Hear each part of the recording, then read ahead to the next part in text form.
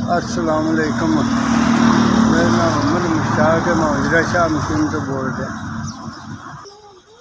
मेरा जी कारोबार नाइयां वाला है। तो मैं जिथे जरूरी लभे बच्चों ने वाल कट लेना, स्टोपां लभ जान तो कर लेना।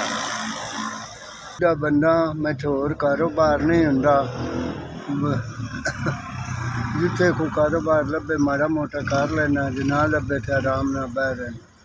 मेरा और करन कमावन वाला कोई नहीं, मेरा और सहारा कोई नहीं। एक कि मैंने हाँ और सारी दिहाड़ी भवें तो 100-150 रुपया का बजाय कारोबार एडा तो नहीं है। मैं आप हाँ जी, मैं आप मरीज बंदा, मेरे को और कारोबार को नहीं 100-200 कमाना होंगे ना, कुछ भी नहीं बनना, ना आटा ना चीनी ना कोई गल बनती।